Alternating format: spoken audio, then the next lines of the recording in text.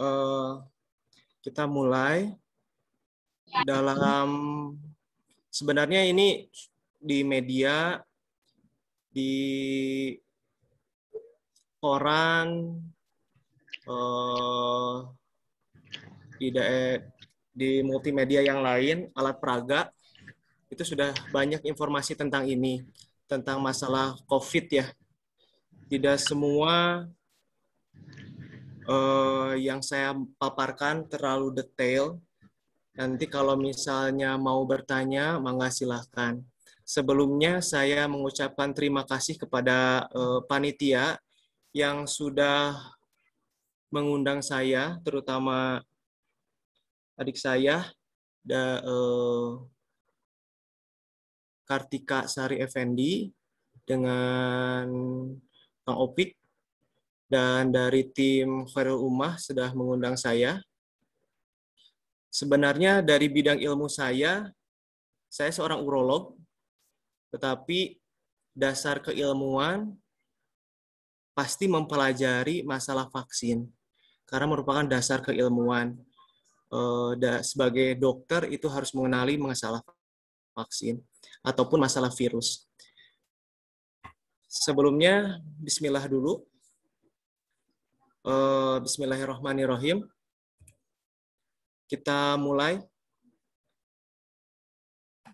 Ini screen ininya. Nah, ini. Jadi, kenapa sih kita harus tahu tentang COVID-19? Mau nggak mau, kita dihadapi dengan situasi seperti ini. Mulai bulan Maret 2020, kita udah mulai ini. Malahan bulan Februari udah mulai ada gejala satu orang, yang paling muncul adalah di Cianjur, di rumah sakit RSDH.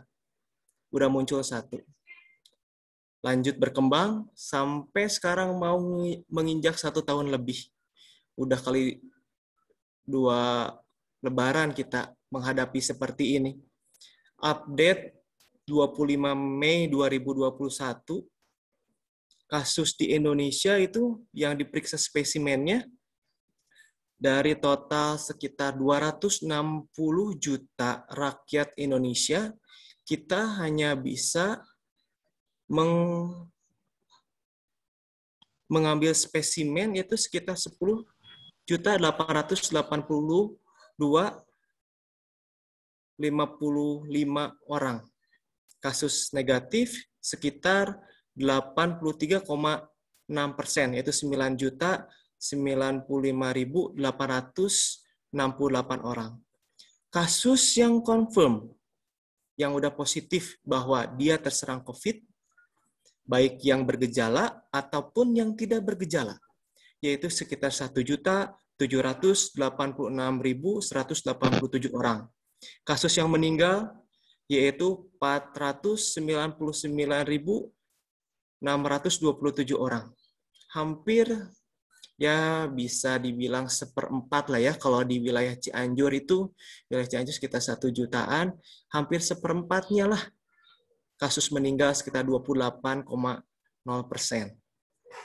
Mungkin dulu hanya bisa melihat, oh orang lain COVID tuh, oh orang lain yang kena daerah Wuhan yang kena di berita-berita. Ternyata sekarang virus itu sudah ada di rumah kita. Yang misalnya kakaknya, orang tuanya, adik iparnya, tetangganya udah kena. Tapi alhamdulillah ada kasus yang sembuh, yaitu sekitar 1.642 orang, dengan kasus aktif yaitu 94,486 orang. Berapa kasus yang terdampak di kabupaten? Hampir merata di Indonesia, sekitar 510 kabupaten yang terdampak. Kasus COVID per tanggal 27 Mei 2021, ini ranking pertama siapa? Amerika. Ranking kedua India. Dulu India PD-nya, dengan PD udah melakukan vaksin hampir semuanya, hampir setengahnya. Tapi ternyata kasusnya melonjak. Karena apa? Tidak menjalani prokes. Seperti mencuci tangan, pakai masker, dan jaga jarak. Indonesia posisi keberapa? Indonesia posisi ke-18. Dengan jumlah penduduk sekitar 260 jutaan, Indonesia posisi yang kena yaitu sekitar 1,79 juta. 1,79 juta.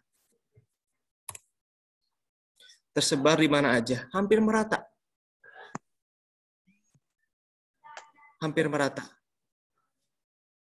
Ada berita terakhir yang kemarin bulan puasa itu, Cianjur itu posisi ranking pertama se-Indonesia. Kenapa? Mohon maaf Jawa Barat ya, angka keterisian rumah sakit penuh. Daripada Hasan Sadikin, rumah sakit RSUD Cianjur paling full merawat pasien-pasien yang COVID-19. Ini rankingnya mana aja? Ranking pertama DKI, Jawa Barat. Gitu ya. Nah, ada tahapan-tahapannya apabila kita ingin terhindar dari COVID-19. Banyak yang beredar di tengah masyarakat bahwa COVID-19 adalah kiriman, konspirasi, isu-isu yang ya banyaklah. Tetapi virus itu ada. Virus itu ada. Tetapi apakah harus terkena dulu? Harus diisolasi dulu selama 2 minggu di rumah sakit baru kita sadar bahwa virus itu ada? Harus terkena dulu bahwa virus itu ada? Apakah harus orang terdekat dulu meninggalkan kita bahwa menyatakan virus itu ada? Mari kita berikhtiar, namanya juga ikhtiar, melakukan upaya 3M, minimal 3M, jangan 5M lah. 3M aja dulu, seperti cuci tangan, pakai masker, jaga jarak. Jangan lepas masker. Yang masker yang 3 lapis. Gitu.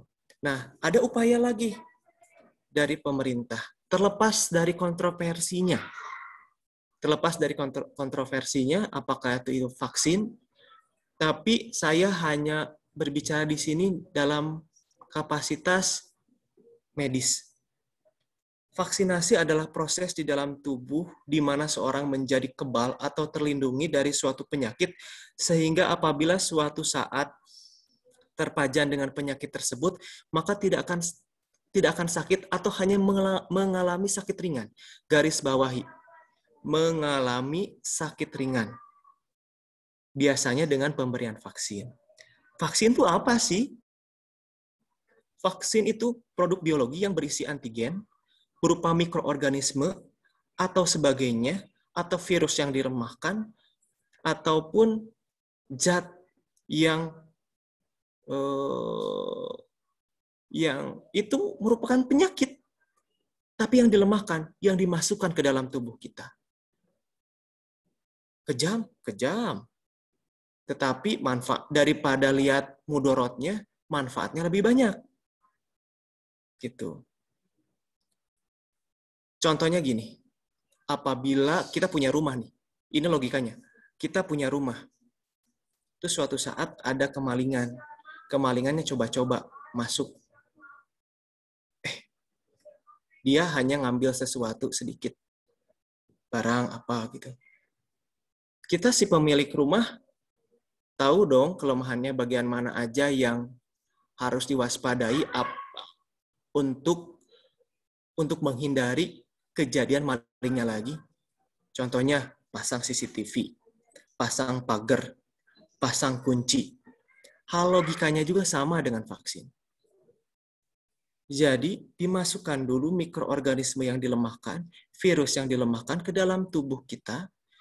Insya Allah halal. Itu ranah wewenang MUI dan Badan POM. Kalau MUI menyatakan halalnya dalam segi agama syariatnya, Badan POM yaitu melihat ini banyak manfaatnya atau banyak mudorotnya bagi tubuh manusia. Itu. Kalau misalnya banyak jenis-jenis vaksin menyatakan bahwa ini tidak banyak mudorotnya, tidak akan dimasukkan ke dalam tubuh manusia. Sehingga ada istilah harus aman apabila diberikan kepada manusia. Kekebalannya harus spesifik terhadap penyakit tertentu. Tidak seperti gini, vaksin bisa menyembuhkan semuanya penyakit. Tidak. Obat itu spesifik. Vaksin spesifik. Vaksin polio untuk polio. Vaksin campak untuk campak. Vaksin difteri untuk difteri. Vaksin tetanus untuk tetanus. Gitu. Jadi spesifik. Tidak ada satu obat bisa menyembuhkan untuk semuanya. Tidak ada. Vaksin bukanlah obat. Vaksin mendorong pembentukan kekebalan spesifik tubuh agar terhindar. Mohon maaf, digarisbawahi, terhindar dari tertular ataupun kemungkinan sakit berat. Sehingga nanti menggunakan vaksin ini untuk berhubungan COVID ini, nanti COVID ini seperti gejala seperti flu, sakit kepala, meriang, tetapi saking hebatnya COVID ini memberikan morbiditas, kesakitannya itu sampai menyerang paru-paru yang irreversible.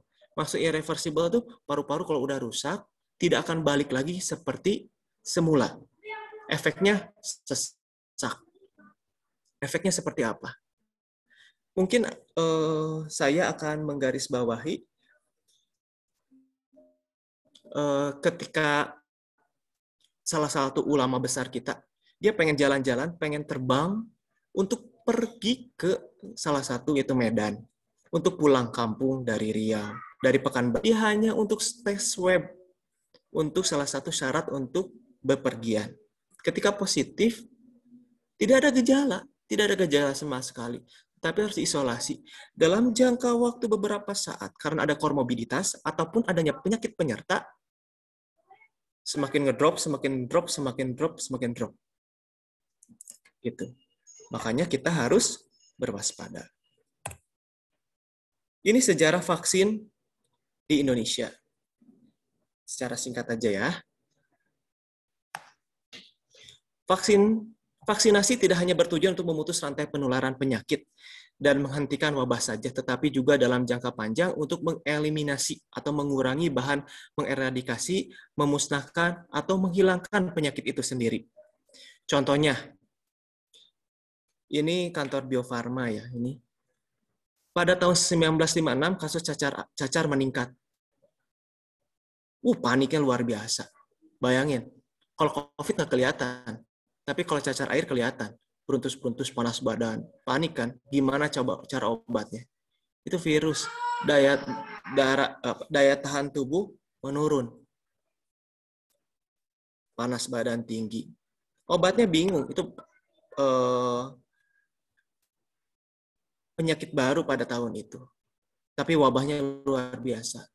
Dilakukanlah imunisasi 1956 dan di stop pada tahun 1980. Vaksin cacar itu jadi gejala cacar udah berkurang, tetapi tidak sangat ganas. Dulu mah sampai bopeng-bopeng. Tapi sekarang mah cuman 2 hari, biasanya 3 hari muncul benjolan yang berisi air, hari ke-7 udah mulai kering, dan akhirnya sembuh. Panasnya 3 hari berturut-turut, naik tinggi. Tapi bisa diminimalisir.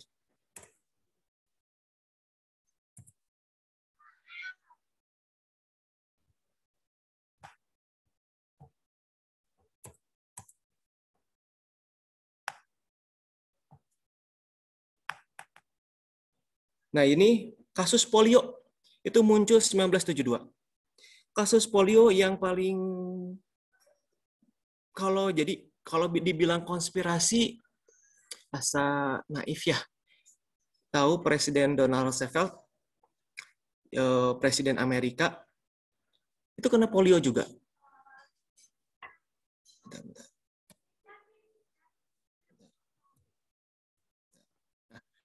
Ini gejalanya lebih mengerikan lagi karena merusak susunan otot kita sampai tidak bisa jalan.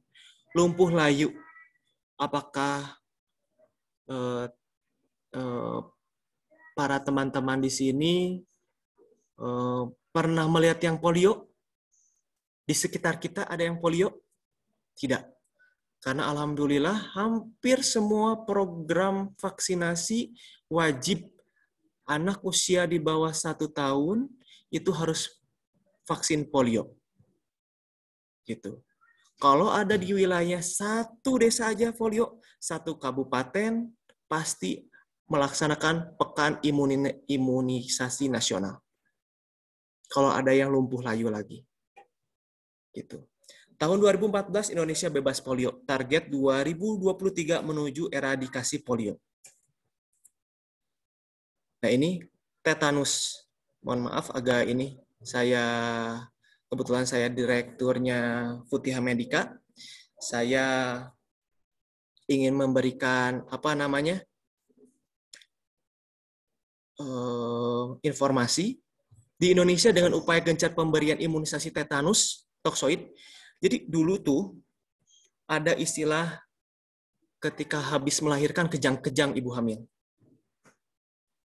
Kenapa? Karena pertolongan persalinan itu dilakukan oleh bukan tenaga ahli, biasanya oleh paraji.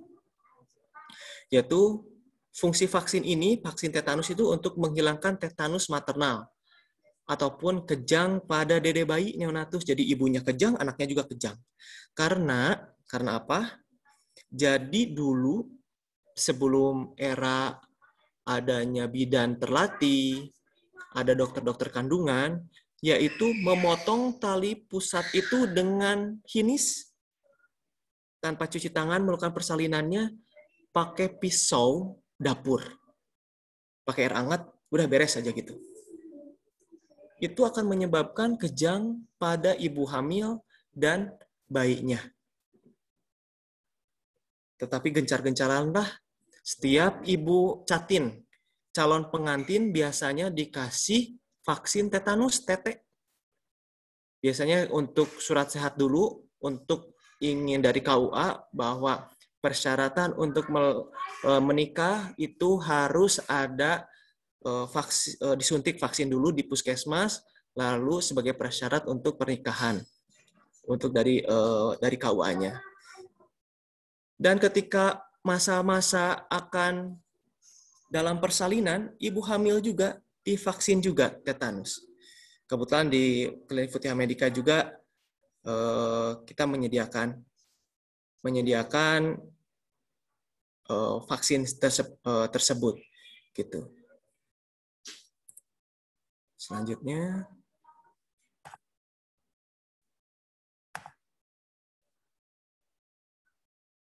ini tata caranya. Mengapa sih kita perlu vaksin?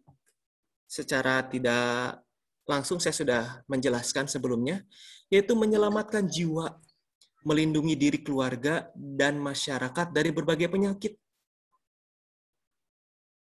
Saya sebagai kepala rumah tangga ingin dong anak, istri saya, orang tua saya, adik-adik saya terlindungi dari wabah ini. Entah sampai kapan. Dulu tahun 1920-an ada namanya flu Spanyol, padahal itu mulai dari Inggris. Tapi gencar-gencarnya banyak kematian di Spanyol. Kapan beresnya? 2 tahun lebih. Kedua, WHO menyebut 2-3 juta jiwa terselamatkan tiap tahunnya di seluruh dunia karena vaksin. Betul. Membentukkan kekebalan tubuh untuk melawan suatu penyakit dengan lebih cepat dan ampuh. Ya, Memberi perlindungan bagi orang yang tidak dapat diimunisasi. Ingat pesan Ibu, ikut saran ahli agar tidak tertular COVID. Jaga jarak, cuci tangan, dan selalu pakai masker. Selanjutnya, siapa saja penerima vaksin COVID-19? Yang pertama, tahap pertama itu kita mulai bulan Februarian ya. Januari, Februari, tenaga kesehatan. Saya pertama kali sampai daftar dulu, ada di Kita Peduli, ada websitenya, saya daftar. Dan di RSUD saya yang pertama, generasi pertama melakukan vaksin. Karena ketika saya ke Bangsal ataupun visit, pasti menghadapi pasien COVID dan tidak bisa menolak. Pakai APD lengkap, operasi pun saya berpapasan dengan pasien COVID yang jadi berarti saya termasuk resiko tinggi untuk terpapar dengan. Kenapa dokter mau divaksin? Iya, karena oke saya pakai APD, tetapi orang di rumah saya, anak-anak saya belum divaksin. Gitu. Jadi biar tidak tertular. Sebagai kepala rumah tangga, saya tidak mau diisolasi lama-lama, karena kalau diisolasi lama-lama berarti saya tidak bisa melakukan apa-apa. Tahap kedua, petugas pelayanan publik, bisa tentara, sekarang mungkin udah terlewati ya, tentara, polisi, PNS, guru, udah mulai itu. Tapi kelompok usia lanjut didahulukan karena resikonya tinggi sekali. Tetapi ini tanda kutip, usia 60 tahun itu harus bebas dari komorbid. Harus dikonsultasikan ke dokternya terlebih dahulu, yang mengerti akan kondisi si bapak ini atau ibu ini. Tahap ketiga, masyarakat rentan dari sosial dan ekonomi, seperti pelayanan publik ya. Tahap 4, masyarakat dan pelaku perekonomian lainnya dengan pendekatan klaster sesuai dengan ketersediaan vaksin, seperti orang-orang di pasar, itu udah mulai. Gitu. Di mall, pegawai bank sudah mulai ya.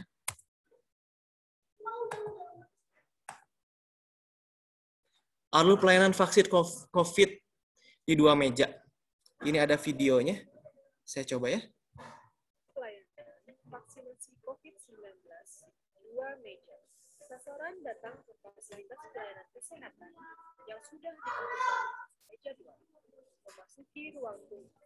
Petugas melakukan pengecekan data pada Peduli Lindungi dan memberikan kartu kendaraan. Lanjutkan ke meja 1. Melakukan screening, pemeriksaan fisik, dan vaksinasi. Petugas mengisi hasil screening dan vaksinasi pada kartu kendaraan. Ada meja 2 untuk pencatatan dengan melakukan entry data dari kartu kendaraan ke dalam tiket vaksinasi dan dilanjutkan dengan observasi selama 15 menit.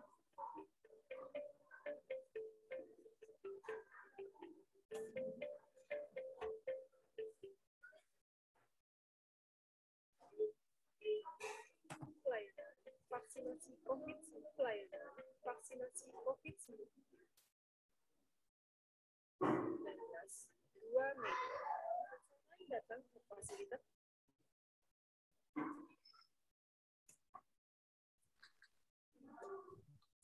Mengapa vaksin COVID-19 Sinovac harus disuntikan dua kali? Yang pertama, jadi yang beredar sekarang ada Sinovac yang sudah dilakukan oleh Kementerian Kesehatan, didistribusikan ke setiap Departemen Kesehatan di seluruh wilayah Indonesia. Yaitu dosis pertama untuk mengenalkan vaksin dan kandungan yang ada di dalamnya kepada sistem kekebalan tubuh sehingga memicu respon kekebalan awal. Vaksin CoronaVac produksi Sinovac ini membutuhkan 2 kali penyuntikan masing-masing 0,5 ml dengan interval 14 hari setelah 2 minggu. Yang kedua itu dosis kedua untuk menguatkan respon imun yang telah terbentuk sebelumnya.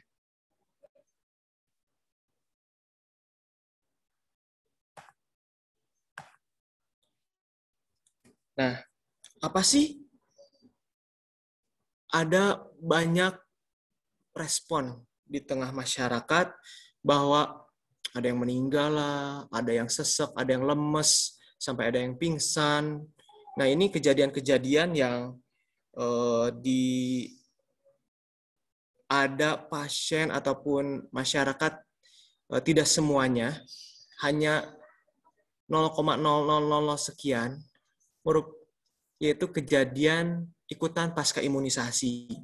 Merupakan semua kejadian medik yang terjadi setelah imunisasi, menjadi perhatian dan diduga berhubungan dengan imunisasi. Yang mungkin terjadi yaitu pertama reaksi lokal, seperti nyeri, kemerahan, bengkak pada suntikan, dan reaksi lokal lainnya yang berat seperti selulitis. Selulitis itu infeksi di kulit, panas, anget, bengkak gitu. Nanti dilaporkan ke nanti ada pemantauan KIPI-nya. Jadi kita biasanya 30 menit setelah divaksin, kita diistirahatkan, diobservasi oleh petugas apakah ada reaksi atau tidak. Kalau reaksi sistemik yaitu ke seluruh tubuh, yaitu panas, nyeri otot, seluruh tubuh, mialgia itu nyeri otot, nyeri sendi, dan lemah, sakit kepala. Reaksi lain seperti alergi, misalnya orang Sunda bilang kaligata, odem, bengkak, reaksi anafilaksis. Ya, ini anafilaktik ini yang paling fatal ya, anafilaksis itu. Sampai pingsan, sampai susah bernafas. Tapi kita itu reaksi yang bukan divaksin hari ini, besoknya kejadian seperti itu, enggak. Biasanya 30 menit, makanya kita ada tempat untuk memonitor, mengobservasi. Jadi biar aman. Apabila ada saudara kita ataupun kita sendiri yang terkena KIPI, baik ringan ataupun serius, maka harus lapor ke tempat fasilitas kesehatan, biar dilaporkan langsung ke Kemenkes.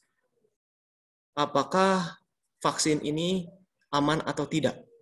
Meskipun itu udah diuji cobakan sampai ke fase pertama, fase kedua, dan fase ketiga. Tetapi jadi obat itu tidak ada yang vaksin itu, ilmu kedokteran itu karena tubuh manusia itu berbeda-beda, itu tidak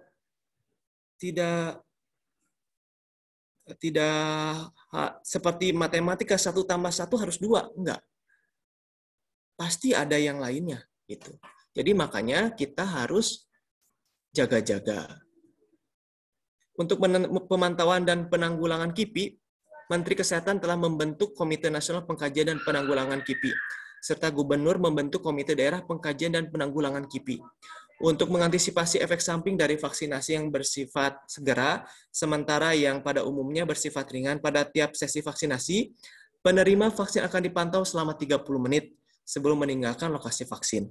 Apabila peserta vaksinasi mengalami KIPI, maka dimohon untuk tetap tenang, mengikuti petunjuk yang telah diberikan oleh petugas Pasienkes, fasilitas kesehatan setempat.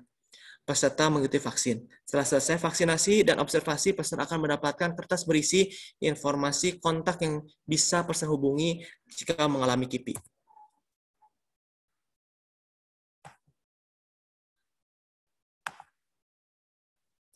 Mungkin itu aja yang dari saya sampaikan. Mungkin ada pertanyaan?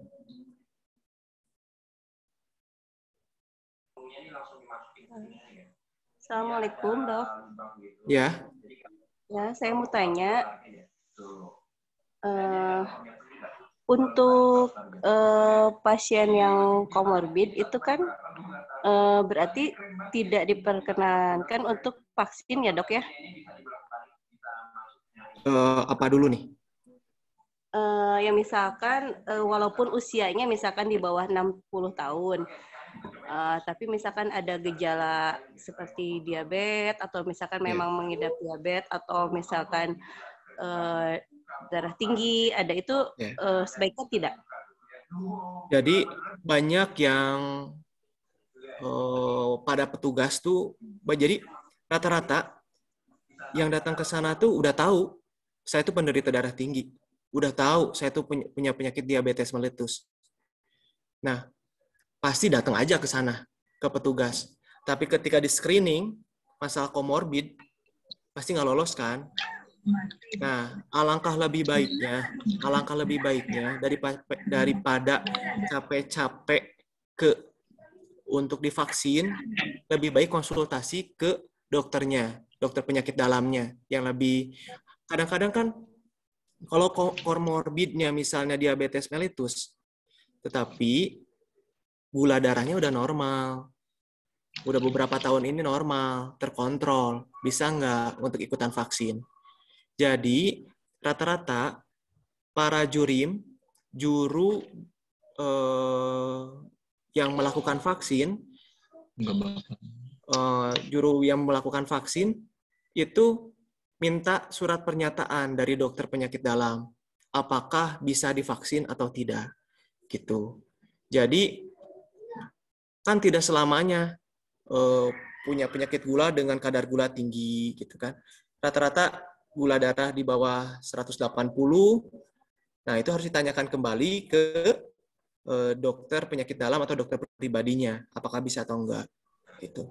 Tapi yang jelas kalau morbid itu kalau bisa dihindari. Gitu aja. Nah, untuk ini kalau misalkan ada yang komorbid gitu tapi misalkan masih aktif sebagai pengajar gitu atau ya masih bertemu dengan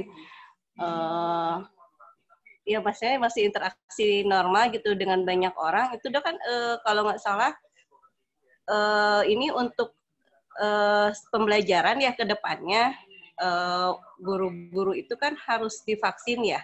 Yeah. Nah, itu kalau misalkan ada yang seperti itu, berarti beliau tidak diperkenankan untuk mengajar secara offline kalau begitu. Kalau bisa, jadi dikonsulkan dulu, Bu. Dikonsulkan dulu ke dokternya. Tapi kan dikonsulkan dulu. Nanti tuh, Bu, sistemnya nanti, yang penting vaksin itu adalah fasilitas. Vaksin ini adalah fasilitas ikhtiar kita untuk terjadi tidak penyebaran. Untuk tidak terjadi penyebaran lebih lanjut. Sebenarnya untuk diri pribadinya sendiri, bukan orang lain. Nyebarin sih nyebarin. Nyebarin. Dari sini ke sini nyebarin. Tetapi untuk yang divaksinnya itu akan mempunyai gejala ringan. Bukan nularin. Makanya sebelum divaksin tetap 3M. Jaga jarak, pakai masker, cuci tangan. Vaksinasi itu berfungsi hanya untuk kita yang divaksin, bukan untuk masalah menyebarkan. Gitu. Jadi gimana ke divaksin? Vaksin itu hanya untuk melindungi biar tidak tambah yang nanti kalau misalnya gini, saya divaksin. Tetapi suatu ketika karena saya terpapar oleh orang lain, saya agak lalai nggak pakai masker, apa maskernya nggak benar, pasang masker nggak benar, terpaparlah. Tapi saya udah divaksin, mempunyai gejala ringan seperti flu. Ketika di swab, lah kok saya ada positif ya? Gitu. Fungsinya seperti itu vaksin tuh. Bukan masalah menyebarkan. Tetapi bagi orang-orang yang udah divaksin, itu akan insya Allah akan mempunyai gejalanya ringan. Tidak sampai ke ICU. Nanti gejalanya hanya seperti flu biasa. Gitu. Karena COVID. Jadi vaksin nanti kalau vaksin nggak akan menyebarkan. Enggak. Itu kepentingan divaksin adalah kepentingan apabila suatu saat kita terkena. Betul bukan saya orang Jokowi gitu ya, bukan. Tapi pernah pernyataan Jokowi pertama kali pas waktu Lebaran gitu bilang gini, nanti kita akan hidup berdampingan dengan COVID. Saya nggak habis mikir sebagai orang medis, nggak habis pikir. Kenapa bisa bilang gitu? Dan ternyata secara tidak langsung saya hampir 1 kali 24 jam saya berhadapan dengan COVID. Keluarga sendiri juga ada yang COVID. Gitu. Tetapi apa? Tetapi Dengan adanya COVID gitu, kita harus kerja. Kita harus cari nafkah. Orang yang mudik tetap mudik akhirnya kan, meskipun nggak boleh mudik, meskipun orang pengen ketemu ke orang tua, ada masa nggak silaturahmi? Dan akhirnya apa? Ketemu orang tua, mudik, ngajar, tetap pakai masker, pakai face shield. Apa dengan adanya COVID kita harus diam di rumah dan tidak bekerja? Insya Allah saya akan melakukan gitu kalau saya dikasih gaji misalnya 200 juta per hari, nggak jadi masalah. Gitu. Nggak apa-apa saya mah. Sok diam di rumah, cenah lockdown gitu ya. Dulu saya, wah kenapa nggak lockdown gitu? Dipikir-pikir siapa yang akan ngebiayain? Gitu. Siapa yang akan ngebiayain? Makanya apakah saya nggak dilema gitu dengan anak saya akan masuk sekolah? Dilema. Makanya ditanamkan kepada nanti kalau anak saya akan masuk, saya pasti akan menekankan ke gurunya, ke kepala sekolahnya, bilang gini, pihak guru, pihak kepala sekolah harus mengingatkan guru-gurunya ke anak-anaknya harus tetap protektif. Pakai masker, pakai face shield, jaga jarak. Soalnya kalau udah terkena satu orang dan positif dan panas, itu sekolah ditutup. Kejadian.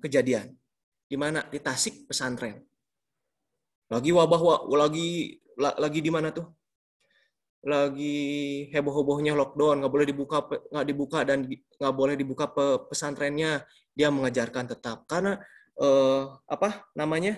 karena kita pesantren boarding school, semua pesan di rumah. Tetapi gurunya kan bolak-balik ke rumah. Gurunya nggak mondok, gitu. Jadi tetap disiplin. Pakai masker, face shield. Tidak boleh lepas. Kalau mau selamat, gitu aja sih. Enggak. Misalnya nggak yakin, nggak percaya, enggak. Tetapi kenyataannya ada. Mau nggak mau ada ini. Barang ini ada, gitu. Gitu aja sih. Assalamualaikum Pak Dokter, izin bertanya. Waalaikumsalam. Ya. Ya, saya Nandi.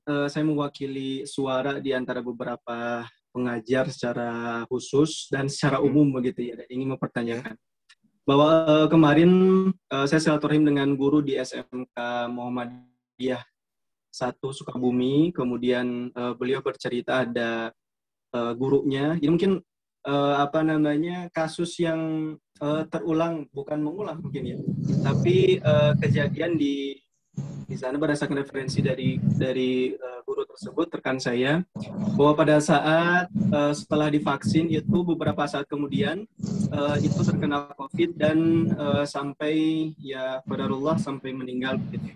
Kemudian kejadian juga di Garut yang pada saat sudah divaksin juga mengalami kelumpuhan. Nah, memang fakta-fakta di lapangan seperti inilah yang banyak mengganggu, tanda petik mengganggu keyakinan para dewan guru begitu, apakah itu di rumah atau di tempat yang lain, sehingga ragu untuk memilih vaksin, ragu untuk divaksin. Ditambah kemarin ada isu tentang Astra itu efektivitasnya jauh di bawah Sinovac dan yang lain begitu. Nah, apa yang perlu dilakukan?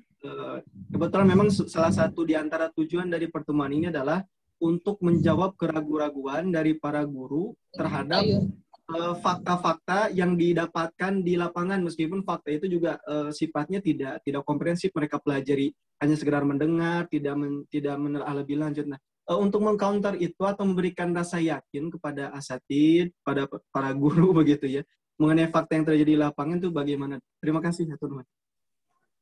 Ya, Kang, hatur nuhun ya, pertanyaannya bagus dan susah. Susahnya, saya berprinsip kalau yakin mah ke Gusti Allah, Kang. Yakin mah harus ke Gusti Allah.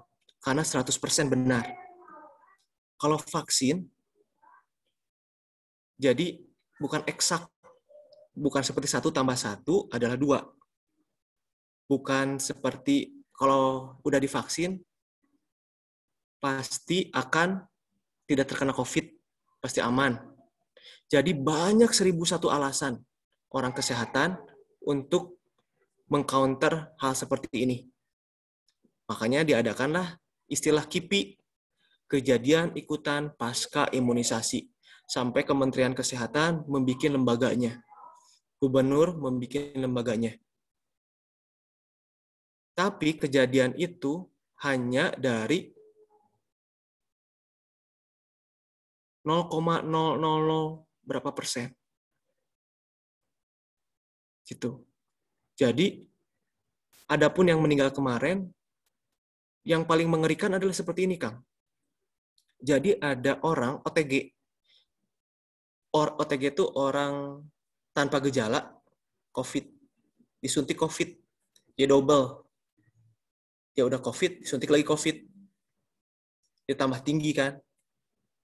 Bisa itu ada bergejalanya luar biasa. Makanya,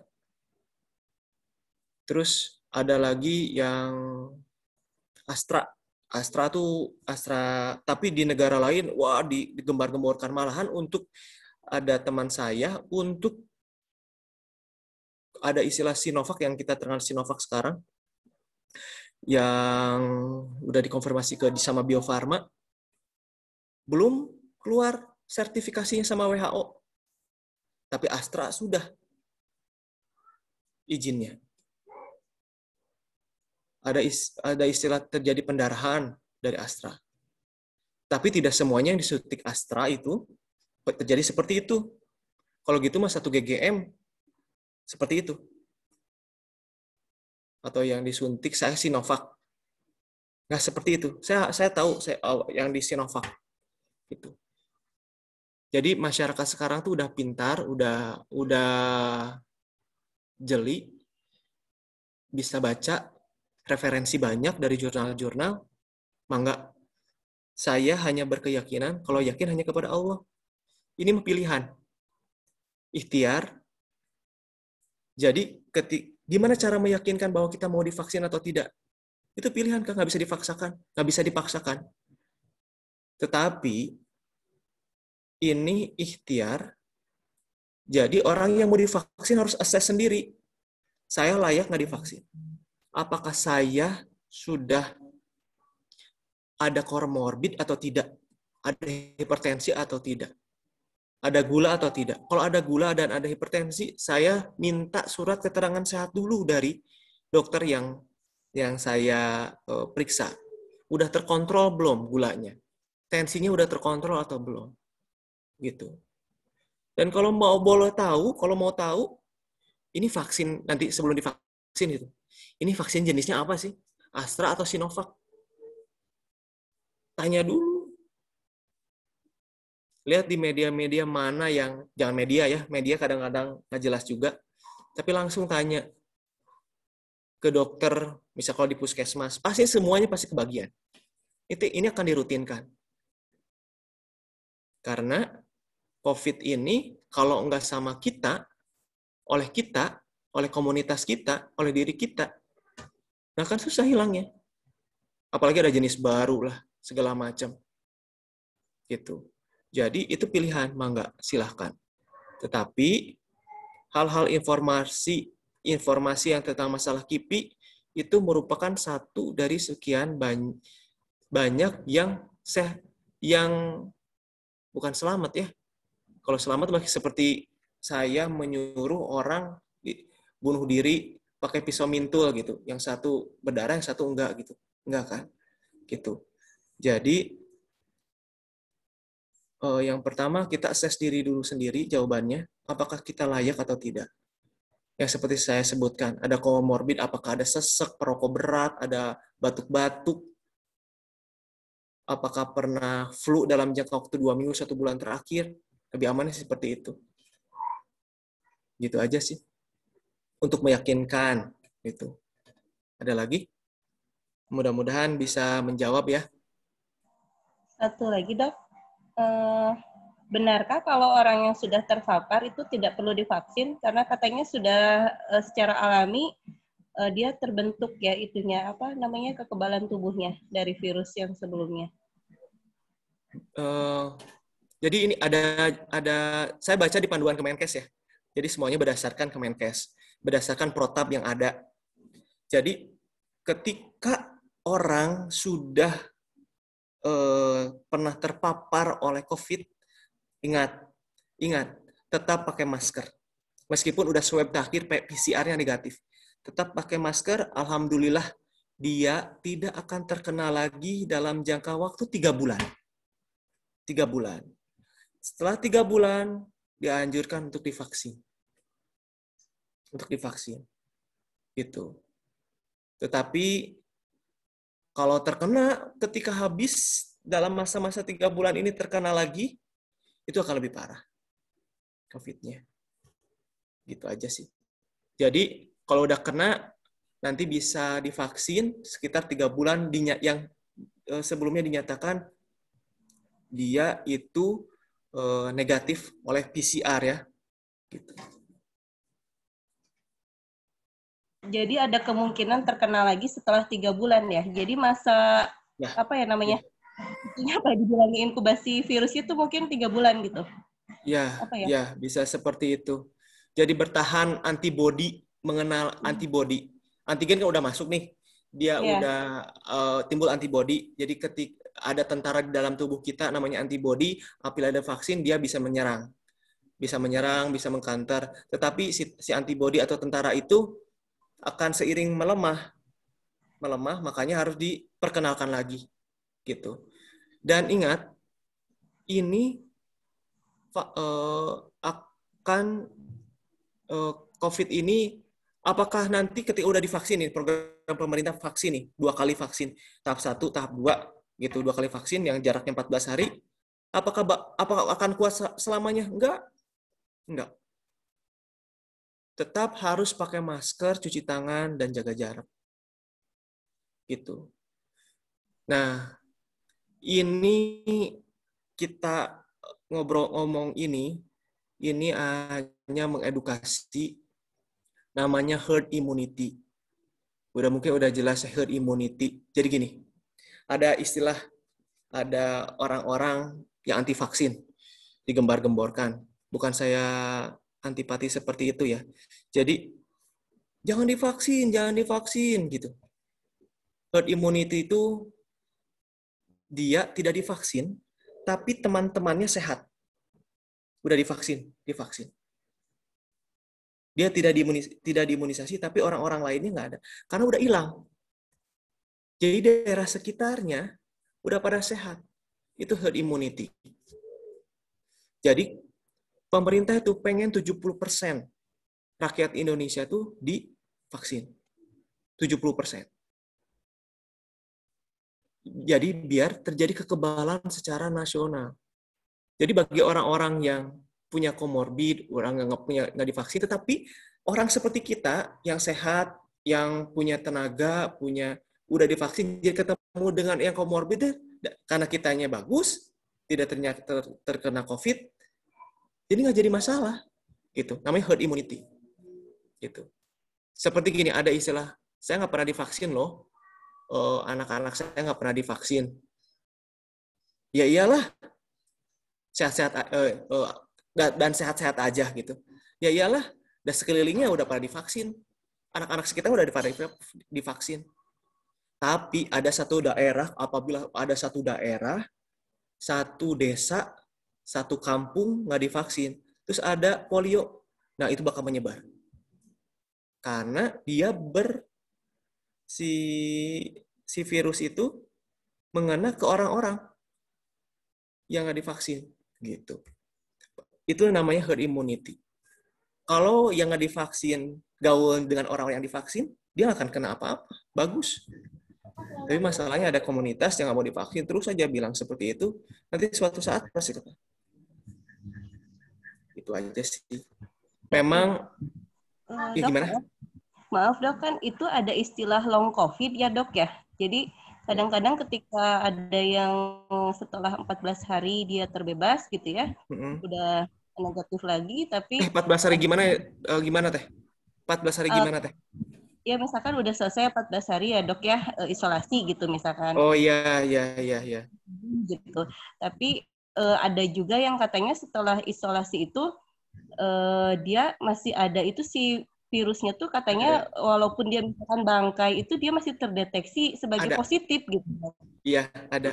Ada teh. Ada. Nah, Sampai itu kalau dia mau vaksinasi jangan. tetap hitungannya 3 bulan nggak? Insya Allah nggak akan selama 3 bulan teh. Nggak akan enggak. sampai 3 bulan. 3 Tapi ada kan enggak. rata-rata, ih kenapa udah isolasi? Rata-rata sampai 1 bulan ya. Terus misal dia terkena COVID, udah di swab 14 hari. Ke 14 di swab, ih masih positif. Minggu depannya lagi di swab masih positif juga. Sampai nanti suatu tempat negatif. Tapi dihitungnya pas negatif itu teh. Dihitungnya negatif dari itu yang terakhir, baru dia itu 3 bulan. Gitu. Bisa sampai beberapa kali di swab sampai aduh saya tuh capek gitu. Di swab terus. Nah, tapi ya di swab PCR agak lumayan mahal. Gitu. Nah itu. Betul, Dok. Jadi intinya berarti tetap prokes ya, Dok ya. Mau ya, prokes. kita Prokes. Ya. Ya. Jangan sampai Ini, prokes saya pakai masker tapi dipasang di leher gitu. Nah, Terus iya. Ya gitu. Untuk ini misalkan kan ini sekolah seperti Khairul Ummah ini ya. Ini pasti ada dari orang tua juga karena kan kita sekolahnya bukan kayak sekolah yang lain yang siswa duduk di kursi masing-masing nih, Dok ya. Iya. Jadi kan kita kan sekolahnya anak-anak mobile ya gitu, bebas kan. Nah ini kalau misalkan akan dibuka ini misalkan mau belajar offline, kira-kira kalau dilihat dari sisi keamanan, tetap bisa mengikuti standar sekolah umum apa gimana, Dok? Jadi gini, kalau bisa sekolahnya dikurangi dari jam, ada protapnya Bu, ada protapnya kan, offline pada saya baca hanya selewat offline dalam tatap muka. Yang pertama adalah pengurangan jam belajarnya, waktunya diperpendek.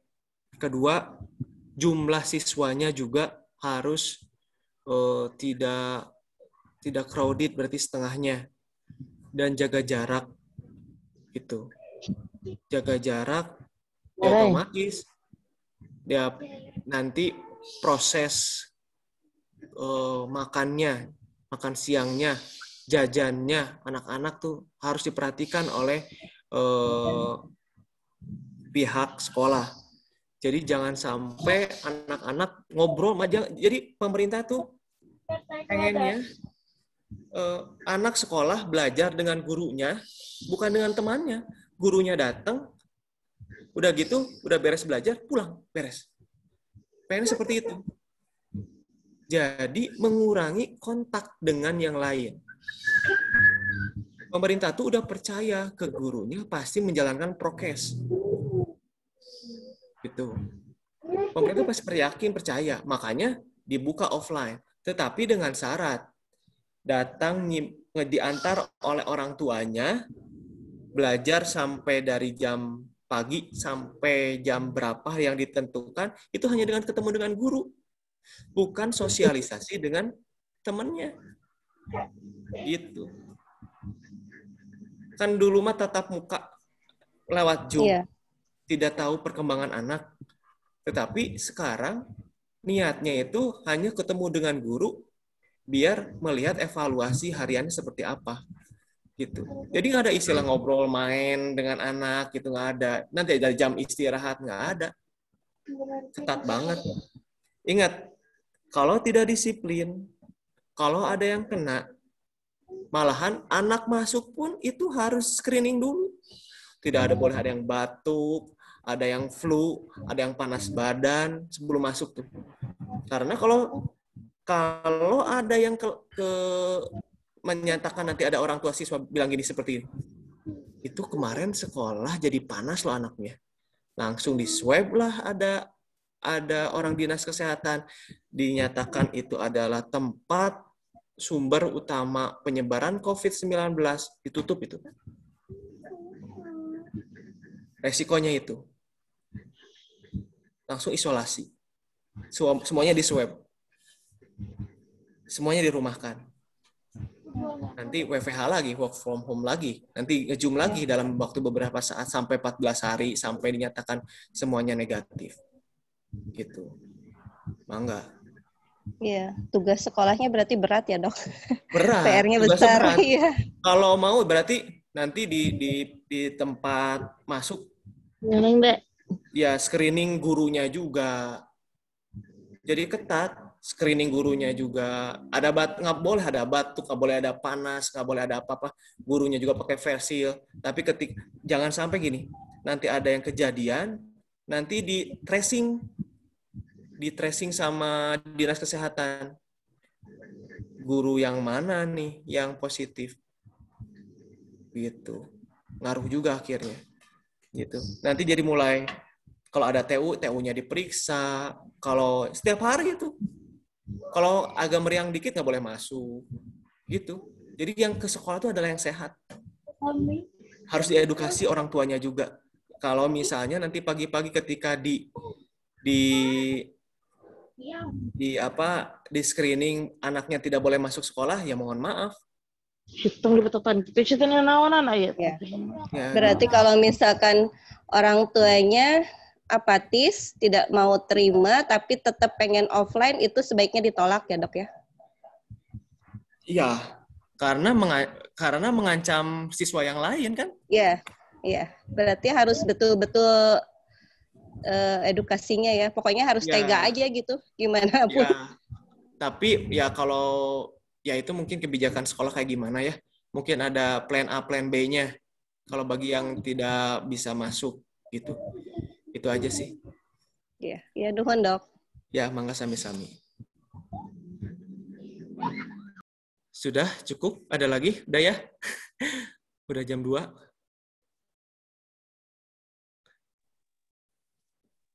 Baik, saya ambil alih, Dok, tadi MC-nya. Oh iya, siap. Ada jam kuliah, jadi saya ambil alih. Tafadhol, Ayah Bunda. Alhamdulillah, saya kira mungkin sudah cukup ya, Dok. Sudah 1 jam. Dan terima kasih saya pribadi sebagai asatidz dari Khairul Ummah telah bertemu dengan Dr. Fajar secara langsung walaupun via Zoom. Mudah-mudahan ini menjadi sarana edukasi yang tepat dan tentu saja bagi sekolah ini untuk refleksi mengenai persiapan pertemuan tatap muka di bulan Juli, karena memang pemerintah Kabupaten Sukabumi Cianjur, pemerintah Kabupaten Cianjur sudah mengeluarkan kebijakan bahwa insya Allah pertemuan tatap muka sudah bisa dilaksanakan di bulan Juli dengan protap yang sudah disampaikan begitu. Itu saja mungkin, Dok. Apakah mungkin ada yang ingin disampaikan sebagai penutup? Tafadhol, silakan, Dok. Alhamdulillahirabbil alamin. Dari saya mengucapkan terima kasih telah diundang. Jadi tetap jaga 3M-nya, meskipun udah divaksin, meskipun yang sudah kena, tetap ya kita menghadapi wabah ini tuh tidak sendirian. Masing-masing profesi, masing-masing lini terkena juga. Jadi mudah-mudahan kita bisa bertahan. Allah melindungi kita. Mudah-mudahan umatnya Nabi Muhammad tetap kuat, dakwah di jalannya masing-masing. Pada saya sih berpesan jangan sampai para asatidz, ustazah di Khairul Ummah terkena. Soalnya berarti secara tidak langsung itu akan menjadi lemah. Ketika udah lemah, tidak bisa beraktivitas dan tidak bisa berkarya. Makanya tetap jaga kesehatan, lebih baik menjaga dan menghindari sakit daripada kalau udah sakit. Nah, ini salah satu ikhtiar kita, yaitu dengan vaksinasi ini dan 3M-nya. Karena jangan sampai umat Islam, kalau saya lihat di media-media, para ustadz, para kiai, ulama, penghafal Al-Quran, Masya Allah, meninggal gara-gara COVID. Padahal itu bisa dihindari gitu. Jadi tetap jangan sampai generasi kita hilang. Saya berpikirnya udah jauh gitu. Jangan sampai generasi hilang gara-gara COVID ini. Para penghafal Al-Quran, para ustazah, para asatid melihat yang berilmu Al-Qur'annya tinggi, penghafal, itu hilang gara-gara hanya COVID. Kita tidak boleh kalah, kita tetap semangat. Itu aja sih. Karena untuk mencetak seperti itu sangat susah. Jadi niatnya saya adalah bagaimana kita bertahan hidup saja dalam situasi wabah ini dengan berkarya. Itu aja dari saya. Wassalamualaikum warahmatullahi wabarakatuh. Waalaikumsalam warahmatullahi wabarakatuh. Terima kasih Dr. Fajar Effendi yang telah menyampaikan nasihat. Tentu saja ini sebagai pengingat bagi kita. Mohon maaf kalau ada kekurangan, Dok. Insya Allah kalau nanti ada momen-momen tertentu kami memohon izin nanti mengundang dokter kembali. Mudah-mudahan insya Allah nanti ada rezeki bisa silaturahim atau bisa jadi mungkin nanti kami mengundang ke sekolah untuk mengecek kondisi kesiapan sekolah mungkin. Insya Allah gitu, Dok. Ya, insya Allah. Ya, mangga. Baik, Dr. Fajar, titip salam untuk keluarga, untuk amin. Semuanya salam buat keluarga semuanya, keluarga Khairul Ummah. Ya. Insya Allah, Dok. Terima kasih Ayah Bunda, kemudian asatizah yang telah bergabung di forum hari ini. Insya Allah kegiatannya bermanfaat dan akan tindak lanjuti oleh sekolah untuk mempersiapkan diri menghadapi pertemuan tatap muka dengan prokes yang ketat. Tentu saja saya juga tadi sering diingatkan untuk benar-benar tegas begitu melaksanakan protokol kesehatan di sekolah. Saya tutup pertemuan siang hari ini dengan membaca hamdalah, alhamdulillahirabbil alamin, istighfar, astagfirullahaladzim, astagfirullahaladzim. Dan doa kafaratul majelis, subhanakallahumma wa bihamdika. Titip salam untuk keluarga ya Bunda, untuk Ananda semua, dan mohon doa ada jika ada yang sedang sakit diberikan kesembuhan dan kita terjaga dari hal-hal yang negatif.